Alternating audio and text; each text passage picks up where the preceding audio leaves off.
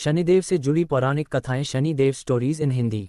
शनिदेव का नाम आते ही कुछ लोग भयभीत हो जाते हैं। लोगों का मानना है कि शनिदेव क्रोधी स्वभाव के हैं, परंतु ऐसा बिल्कुल नहीं है। भगवान शनिदेव को नवग्रहों में न्यायाधिपति माना गया है। ज्योतिष संबंधी भाषा के अनुसार भगवान शनि ग्रह के शासक है। वह सेवा और कर्म के कारक हैं, अर्थात शनि देव को कर्मों का फल प्रदान करने वाला माना जाता है। शनि देव किसी के शत्रु नहीं है, वह तो मनुष्य के कर्मों के आधार पर उसको फल देने वाले हैं। आज इस लेख में हम आपको शनिदेव से जुड़ी प्रख्यात पौराणिक कथाएं शनिदेव स्टोरीज इन हिंदी बताने वाले हैं। आइए जानते हैं। जब भी किसी का बुरा समय चल रहा होता है तो माना जाता है कि शनि भारी चल रहा है। लोग शनि से भयभीत हो जाते हैं और शनि को क्रूर ग्रह मानते हैं। इस प्रथम पौराणिक कथा में शनि देव के जन्म एवं कैसे टेढ़ी हुई नज़र के बारे में जानेंगे। शनिदेव से जुड़ी प्रथम पौराणिक कथा। शनिदेव स्टोरी 1। शनिदेव का जन्म। शनिदेव के जन्म को लेकर कुछ कथाएं हैं, जिसमें से 2 कथा प्रचलित हैं। कथा 1। राजा दक्ष ने अपनी पुत्री संज्ञा का विवाह सूर्य देवता के साथ करा दिया, परंतु सूर्य देवता की तपन से राजकुमारी संज्ञा बहुत परेशान थीं। वह सोचा करती थीं कि किसी तरह सूर्यदेव की तपन कम हो जाए। समय बीता और संज्ञा ने वैवस्वत, मनु, यमराज और यमुना 3 संतानों को जन्म दिया, परंतु संज्ञा अभी भी सूर्यदेव के तपन से भयभीत थीं। एक दिन उन्होंने निर्णय लिया कि वे तपस्या कर सूर्यदेव के तपन को कम करेंगी, लेकिन बच्चों के पालन और सूर्यदेव को इसकी भनक न लगे, इसके लिए उन्होंने एक युक्ति निकाली। उन्होंने अपने तप से अपनी हमशक्ल को पैदा किया, जिसका नाम संवर्णा रखा। अब संवर्णा ही सूर्यदेव की सेवा और बच्चों का पालन पोषण करने लगी। संज्ञा ने अपनी छाया संवर्णा से यह वादा ले लिया कि वो ये राज किसी को न बताए। संज्ञा जब अपने पिता के घर पहुंची और पिता को पूरी बात बताई तो पिता ने संज्ञा को डांट फटकार लगाते हुए वापस भेज दिया, लेकिन संज्ञा वापस न जाकर वन में चली गई और घोड़ी का रूप धारण कर तपस्या में लीन हो गई।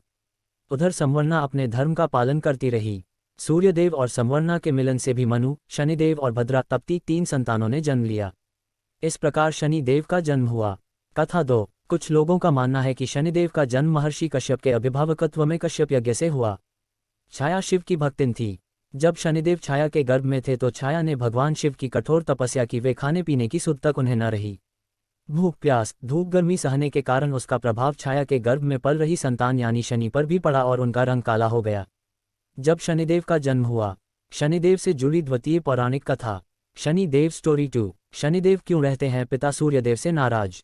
शनिदेव के काले रंग को देखकर सूर्यदेव ने छाया पर संदेह किया और उन्हें अपमानित करते हुए कह दिया कि यह मेरा पुत्र नहीं हो सकता। माँ के तप की शक्ति शनिदेव में भी आ गई थी। उन्होंने क्रोधित होकर अपने पिता सूर्यदेव को देखा तो सूर्यदेव बिल्कुल काले हो गए, उनके घोड़ों की चाल रुक गई। परेशान होकर सूर्यदेव को भगवान शिव की शरण लेनी पड़ी। इसके बाद भगवान शिव ने सूर्यदेव को उनकी गलती का एहसास करवाया। सूर्यदेव ने अपनी गलती के लिए क्षमा, जिससे उन्हें फिर से अपना असली रूप वापस मिला। लेकिन पिता पुत्र का संबंध जो एक बार खराब हुआ फिर न सुधरा। आज भी शनिदेव को अपने पिता सूर्य का विद्रोही माना जाता है। शनिदेव से जुड़ी द्वितीय पौराणिक कथा। शनिदेव स्टोरी 3। क्यों है शनिदेव की टेढ़ी दृष्टि। ब्रह्म पुराण के अनुसार यह कहा गया है कि शनिदेव भगवान श्री कृष्ण के परम भक्त थे। शनिदेव जब युवा हुए तो उनका विवाह चित्ररथ की पुत्री से हो गया।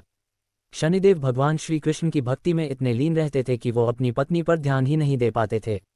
उनकी पत्नी इस बात से इतना गुस्सा हो गई कि उन्होंने शनिदेव को शाप दे दिया कि जिस पर भी उनकी नज़र पड़ेगी वह नष्ट हो जाएगा। शनिदेव ने उन्हें मनाने की कोशिश की।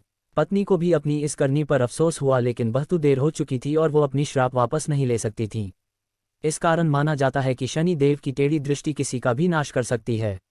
रोजाना ऐसे ही कहानी सुनने के लिए आपका अपना YouTube चैनल ऑल भक्ति कहानी से जुड़े रहे हैं और लाइक और सब्सक्राइब करें। आपका ही चैनल है गस।